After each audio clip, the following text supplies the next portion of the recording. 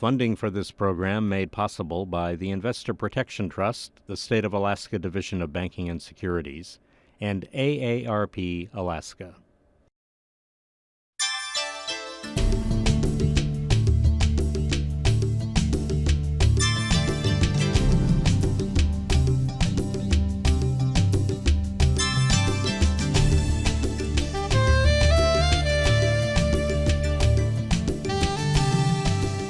In today's program, we'll review the ABCs of choosing an assisted living home in Alaska. Now here's your host, Ann Secrest.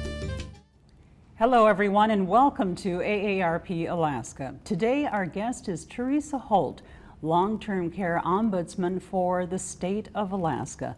Teresa, thank you so much for joining us today. Thank you for having me. If you would, share a little bit about your background and how you got to your present position. Well, so I've worked in health and social services for about 30 years. I've done all kinds of jobs, starting from direct care to case managers, care coordinator. I ran some programs. Then I sort of switched gear and started working in the advocacy for folks with disabilities. And I did many years working with families who have children with disabilities, and eventually worked my way up to being the executive director of the Governor's Council which was my job just before moving over to the Long Term Care Ombudsman. Very good. The term ombudsman by itself, let's take a look. We have our first slide. It's a unique term by itself, and it's got its origins in an old Norse word, basically meaning representative. Yeah, when I tell people what I do, they say, "Oh, nice to meet you. What do you do?" And I say, "I'm the Long Term Care Ombudsman." Then this blank look comes up on their face, and they either ask what, or they just sort of skip on to something else. And so the way I explain it is that an ombudsman is a representative of the people. Right. Long-term care for our office means individuals who live in assisted living homes or nursing homes. So the Long-Term Care Ombudsman represents people who live in assisted living homes or nursing homes. And as you mentioned, there are different types of ombudsman. There's muni, state, and in your case, you're the long-term care. Yes. Yes. Now, what role does the long-term care ombudsman play when it comes to Alaska's senior population specifically? Well, so every state has a long-term care ombudsman, and we have 6 specific duties. So we visit assisted living homes and nursing homes and talk with the residents there. We help educate them about their rights living in those facilities. We help them resolve issues that they might have, and that can be everything from, and most people really understand this one, if you get up in the morning and you don't have hot coffee right away, that's a crisis. And that's a quality of life issue. But Right. we also work all the way up to issues that might involve some suspicious bruises or somebody who, when we go and visit them, they seem terrified to talk to us. And so we also look into those abuse and neglect issues. And then another thing that we do is systems change. So we look for ways to improve the system for seniors in general, but also for seniors, especially for seniors who live in assisted living homes and nursing homes. And we have a slide up. The other 2 areas that you do is support and empower seniors to advocate for themselves, which is wonderful, and provide information and referrals to seniors having difficulties with guardianship. So you truly hands-on, and it's all about giving information, empowerment, education to our seniors here in the state of Alaska. Right. So if somebody's a senior and they don't know where to call, they can always call our office, and we'll be able to help them get to the right place if it's not an issue that we're able to work on. Now, how does your office differ from adult protective services? So our focus is on resolving issues to the satisfaction of the senior. So really, we meet with seniors, we ask them what issues they want us to work on, and how they want us to resolve those issues. Adult protective services is really more in the realm of best interest. So they look to see if somebody is making decisions that would be health and safety. Are they competent to make those decisions? And so that's really how we differ. Let's talk about In fact, you had a wonderful analogy on different from the agencies that license nursing facilities and assisted living facilities here in the state, and you talked about the licensing and doctor's orders. So help me explain your analogy when it comes to the resident who wants to eat ice cream every day. You explained that very well. Okay, and so licensing has a different perspective, which is the home or the facility following regulations? So if you have an individual who's diabetic and they're not supposed to be eating sweets, but they want to eat ice cream, we go visit them and they say, you know, everybody else gets ice cream for dessert, I want ice cream. Our job would be to help them figure out how to do that. Licensing's job is the home following the doctor's orders regarding diabetic care. Right. And adult protective services might come in and say, is this person understanding the consequences of their choice if they choose to eat sweets? And are they competent to make that decision? Our job would be to go into the home, figure out, can they work with their doctor? Maybe they can have a small amount. Maybe if they eat a lot of protein first and then ice cream, or maybe they can provide diabetic ice cream. You know, there are different ways that we could help resolve that situation. Now, for a lot of people, there's some confusion. We've got the Pioneer Home system, and then there's assisted living home facilities. People don't realize until they're there, until they're faced with having to make decisions, the varying levels of care that's involved. Right. So there's two types of long-term care, nursing facilities and assisted living homes. Sometimes it depends if you need a higher level of nurse care, or also if you choose to live in the community, and how you're going to pay for it. Most people don't know, but Medicare does not pay for long-term care. So if you pay into Social Security your whole life and you retire and you have Medicare, most people think that that's going to pay for long-term care, and it doesn't. That's a message we try to get out often. Again, right. Medicare does not pay for long-term care. Here in Alaska, I've got a slide up here, nursing homes in Alaska. We've got 692 individuals living in 18 facilities throughout the state. And you had a note here, ranges in size from 10 to 102 residents. So they're throughout the state, our facilities. Right, and so our job is that we try to visit every single facility at least once a year. Our constraints, of course, are travel dollars. You can see the communities on that slide. They're all over the state. Right. Very few of them are actually on the road system. And so we hope to visit them quarterly. That's our ultimate goal. But for Barrow and Tanana and Dillingham and Cordova, you know, our office is based in Anchorage, and so we only have so many travel dollars.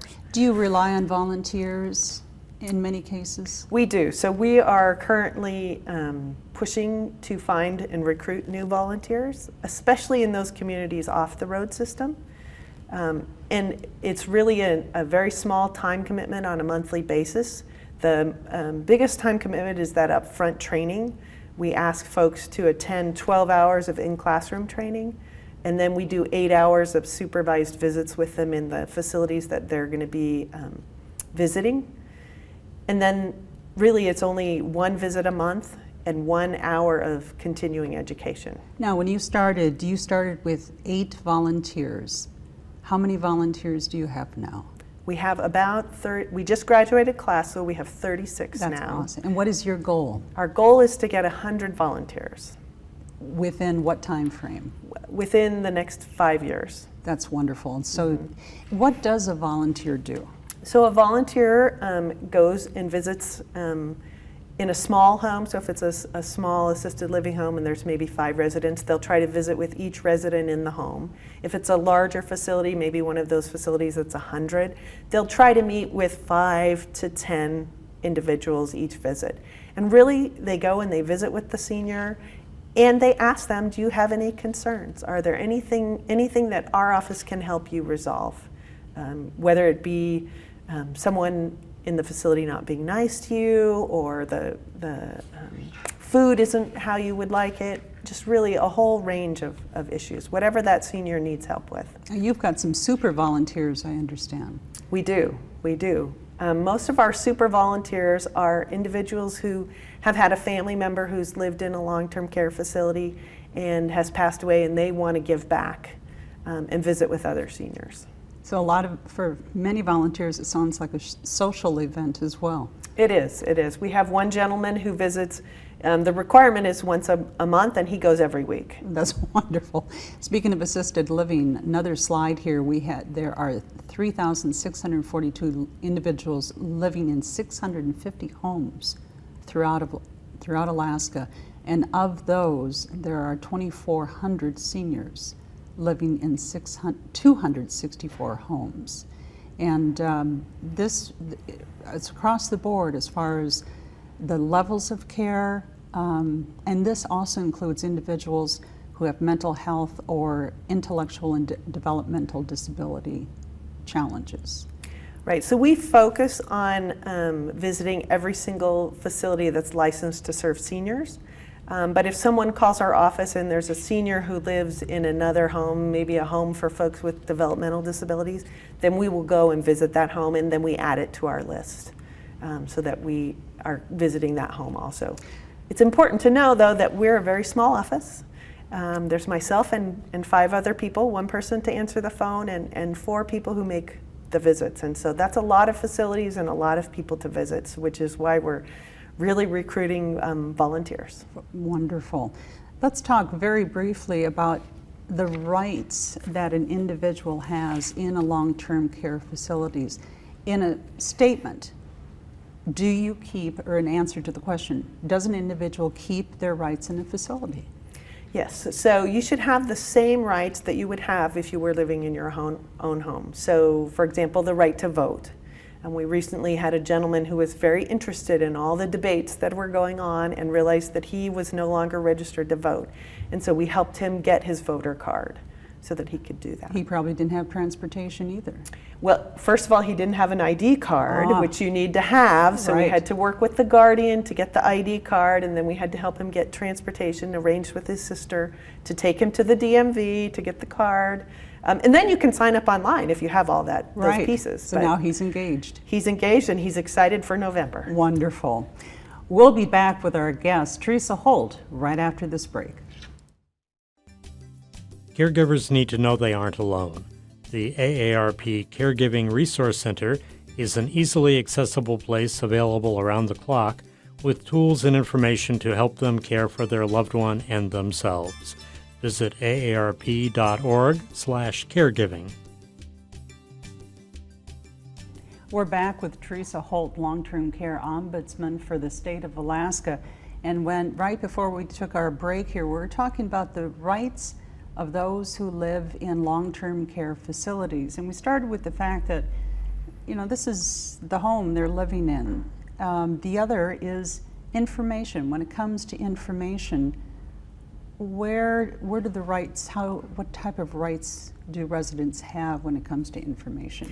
Well, so they have the right to be a part of their plan of care, to participate in that plan of care, to have information about their condition.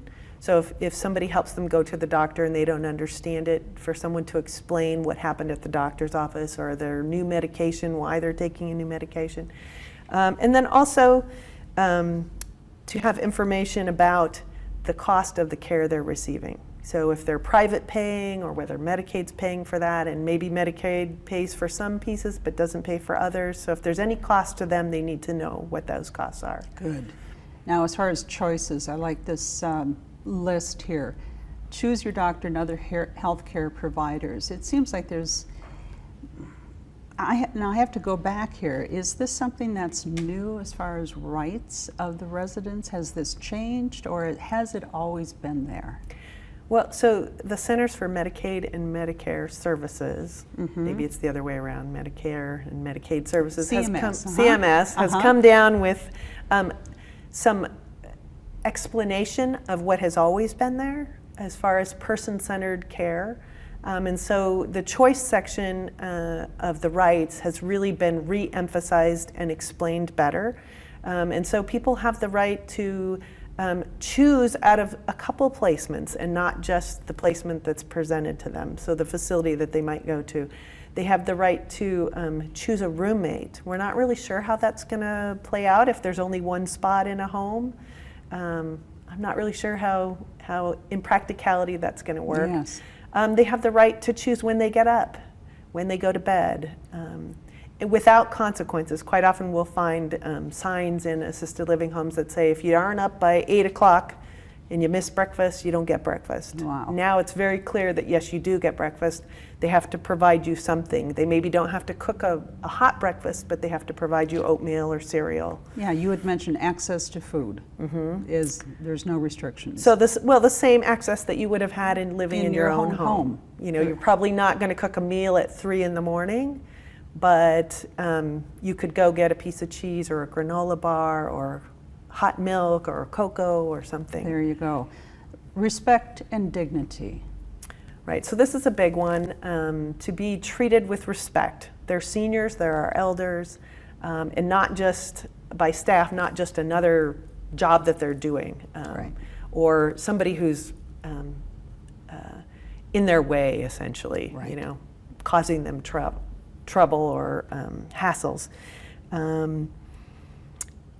And not to be restrained. We don't see that very often anymore. It used to be you'd see a lot of people with dementia restrained to a chair. Yes. That doesn't really happen all that much as far as physical restraints, but what we are seeing is a lot of people with dementia who might have significant behaviors being restrained with drugs. Yeah. And so those are issues that we would help residents understand and help families understand. Privacy. This is very important. That an individual can be able to close their door. Right. Well, and with the new CMS regulations, they are able to lock their door, which is a new piece to this. That they have the right to have visitors whenever they choose. I think there'll be some play out on that. It has to be reasonable. Somebody can't show up and have a party at 3 in the morning, Right. I'm guessing. Right. And to have private visits. So we always, when we visit, we insist that our visits be private. But private visits with family, with friends, and privacy surrounding your care so that they're not taking your blood pressure or maybe a blood draw for somebody who has diabetes at the table in front of everyone. Oh my, yes. And one of the biggest concerns is the issues around confidentiality. Alaska, I like to say, is the biggest small town state. Everybody knows everybody, and so if you share just a few snippets in a town, somebody's going to know who that person is. And one of the things that we're seeing happen more and more is a breach of confidentiality through social media. So a staff person might be at work taking a picture of them doing some work and include people without their permission. Right. And so we're really working hard to stop that practice. Now, how does the rights, do the rights differ for individuals who are living in an assisted living? We went over the rights as put together by CMS in long-term care, but do the rights differ for those who are in assisted living? They do. They have an additional right to be able to administer their own medication. Okay. So that's really the biggest difference. All right. The other question is, does your office provide training for those who work in assisted living or nursing home? We have developed 3 specific trainings based on the complaints that we get often. The first one seems a bit unusual, but it's really in response of how and when to call 911. There was some unintended consequences from a fee structure of that for facilities who were calling the troopers or emergency personnel for behaviors. So in Anchorage, if you call more than 8 times and it's not a medical emergency, then they start to fine you. Well, the unintended consequence of that was that staff were hesitant to call 911. Oh. And so we've had some people pass away because they were trying to get a hold of the administrator. Oh. And then we also have an issue where some of the staff who work are not able to give appropriate information to the emergency operator about what's going on and who. So we'll go in and do a training in the home while the staff are there working. We also provide a training on how to work with individuals who have dementia, especially around behaviors. And then the last one is really around ways to prevent falls. Good. Falls are the way seniors are injured most often. Yes, yes. Let's take a quick look at the ABCs of choosing an assisted living home in Alaska. And I do want to put up a slide. We have the URL, but we also have a toll-free number where people can call the Disability Resource Center at 877-625-2372. And we're not going to go through the entire list, but we're going to go through, and I'm going to have you choose a couple key letters. Okay. And by the way, just this list is on your site. Yes. Yes. Yes. That's important, and it's a wonderful list. So I'm going to have you choose some of choose from the alphabet soup here. Okay. Well, so the first thing I think to know is that certainly anyone can call our office or the ADRCs, and because there is 650 choices for assisted living homes, and so it can be a daunting choice. And we can't make recommendations, but we can tell you the number of complaints we've had on a particular facility. We can help you narrow down the list to which facilities are near where you live, maybe which facilities speak Spanish, which are multi-level homes, which only take women or men. We can help you narrow down by those choices. There you go. But once you've decided that you're going to look at a couple, absolutely always visit. Visit the homes. That's really important. Make sure that it's a licensed home. That's really important. And when you visit, ask to see the menu. Is that something that your family member would like to eat? Ask to see what is the staffing. If there's 5 people in the home, is there an awake staff at night? Do they provide transportation to medical appointments? That's an important piece. So really talking with the administrator, making those visits, but then also find a reason to go back and have an unannounced visit, just to see what's happening when they don't know you're coming. I like one of them was kindness. Do staff seem kind and gentle? That was a Yes. Yeah. Yes. And so it's important maybe on that unannounced visit that you look at the interactions between the staff and the residents. Do the residents seem happy? Do the staff seem happy? Those are important things to look at. wonderful. And like you said, talk to the residents and, if possible, their family members. Are they pleased with the home? Some good advice. Let's talk very briefly about this topic of abuse, neglect, and exploitation, if we could. Some of the areas, I think it's important for people to know the definitions of what is abuse, what is neglect, what is exploitation. Is this something that you train your volunteers to look for?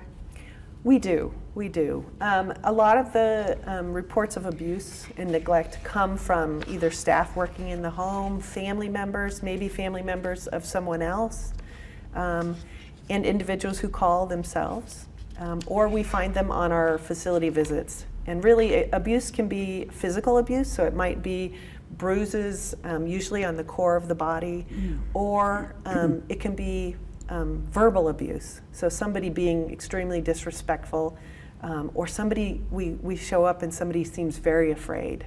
We'll try to get to the bottom of what's happening there. Tell me about your caseload. So we serve the whole state. We have a small staff of 6, and we serve all those facilities. So we really are looking for volunteers who can go out, and especially in those communities off the road system. We're looking, for example, in Cordova, we're looking for 2 people, because in a small community, we want someone to have a partner and feel supported.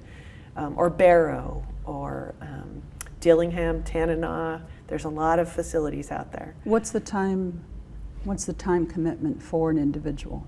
So as we said before, there's a big upfront time commitment in the training, but really it's 3 to 4 hours a month.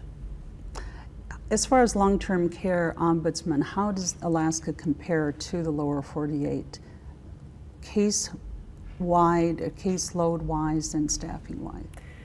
Well, we're the largest geographic state, but we're also a very small population state. And so we're a little bit different than the other states in that we have extensive travel costs. It costs us a fair amount, $1,200 to go to Barrow for one visit. And so that's why we're really trying to recruit volunteers in those communities. What's the most satisfying part of your job?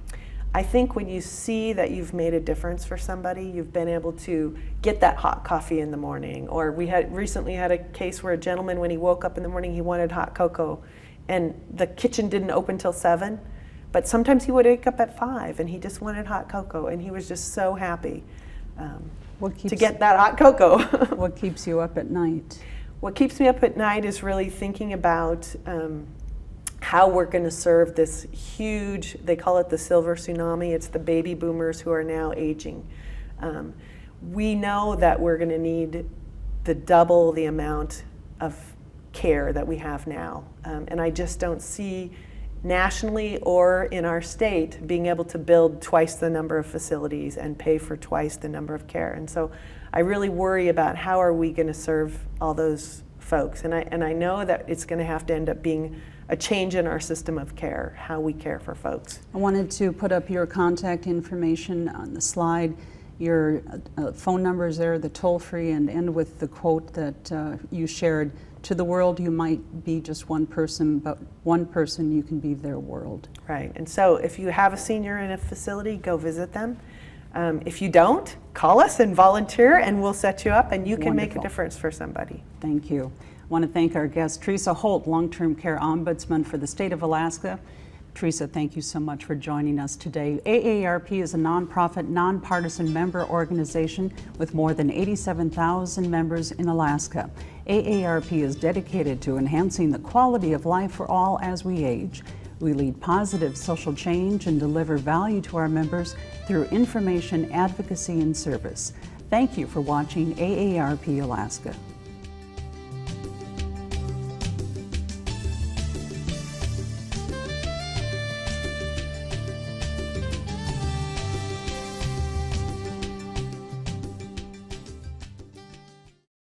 Funding for this program made possible by the Investor Protection Trust, the State of Alaska Division of Banking and Securities, and AARP Alaska.